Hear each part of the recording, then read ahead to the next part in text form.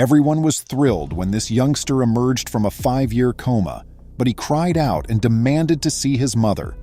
Then he revealed to the physician something appalling about the woman. Welcome to USA Stories channel. Do not forget to subscribe and activate the bell button to receive all new updates. Now let's go to the story.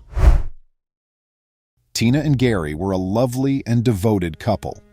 Their household was calm and content, but when their son Dave became ill out of the blue, their life turned into a horrible nightmare. He began experiencing excruciating headaches, exhaustion, and insomnia. His condition deteriorated in a matter of days, prompting his parents to take him urgently to the hospital.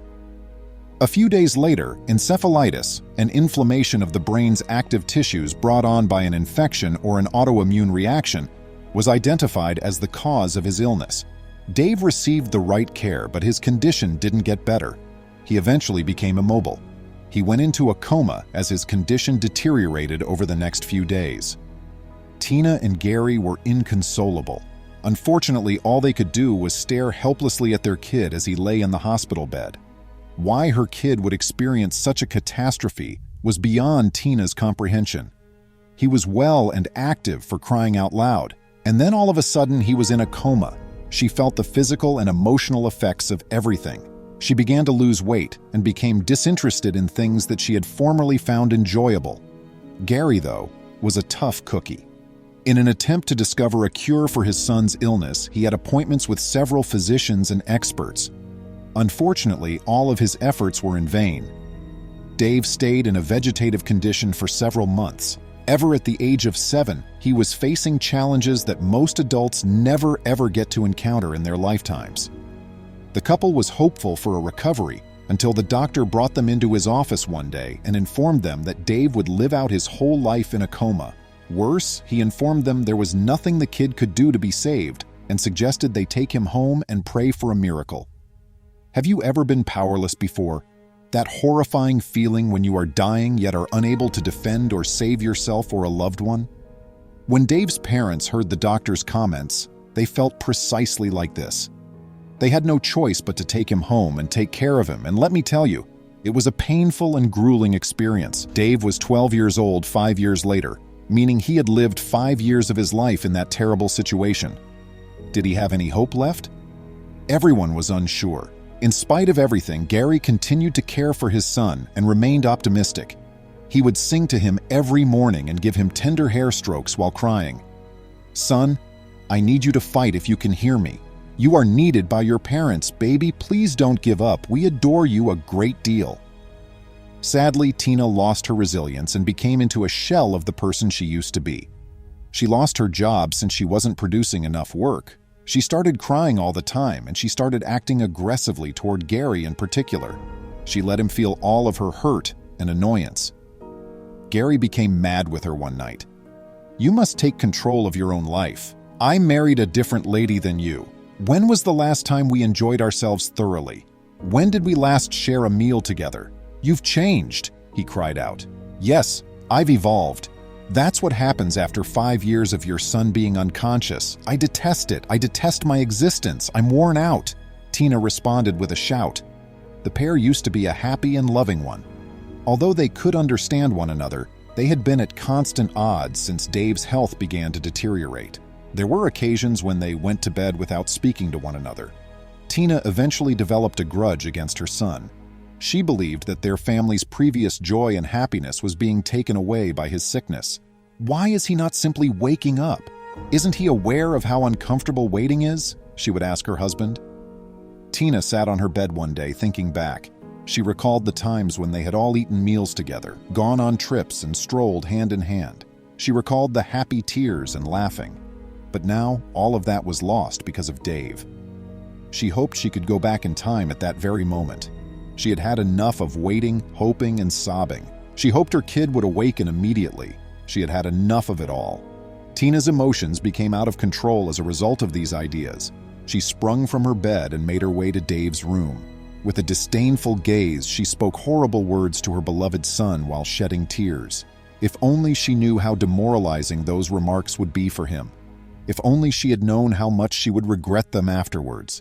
Tina wept uncontrollably till she fled back to her room after speaking those things. She even swore she would never go near Dave's room again. Subsequently, one evening, Tina once more became unstable and attempted suicide. It aches like hell. After her husband intervened and prevented her from hurting herself, she said, "I'm tired."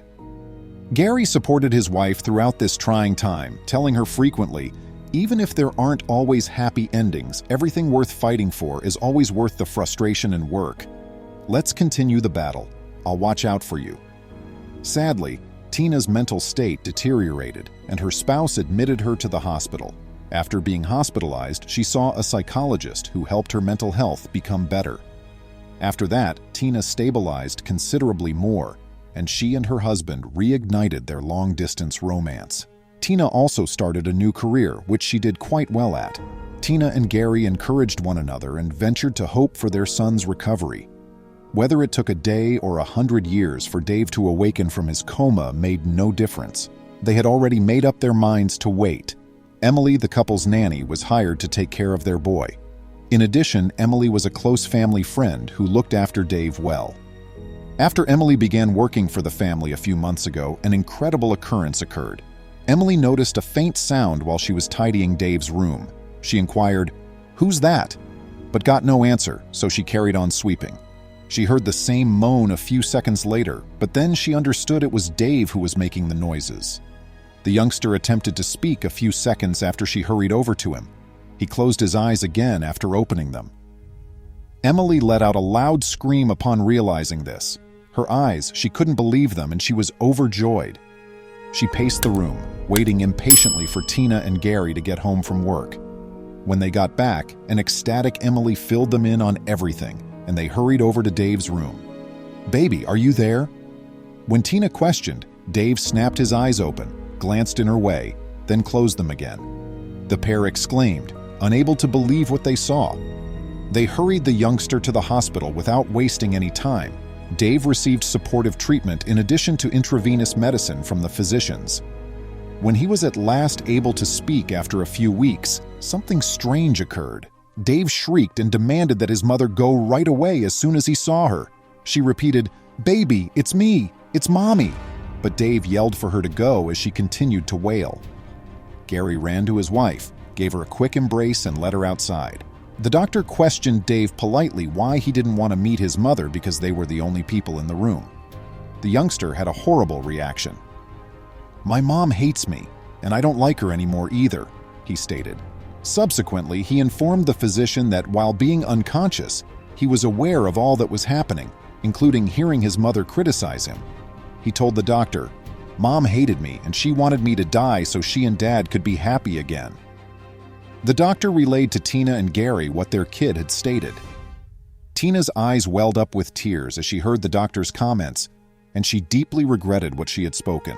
She wrote, "I'm sorry" on homemade cards that she gave to her kid every morning since she was too ashamed to see him. She chose to make her apology in person after a week of acting in that manner. Gary went with her, and together they begged their son's pardon. Gary clarified that Tina was really going through a lot at the time and that she had no intention of saying any of those things. With tears in his eyes, Dave leaned in closer to his mother and murmured, "Mommy, I forgive you." He then expressed his gratitude to his parents for their assistance throughout the last several years. Dave was released from the hospital 1 month later. He was put in a wheelchair since he was still unable to walk, but his physicians gave him the assurance that he would soon be able to stand again.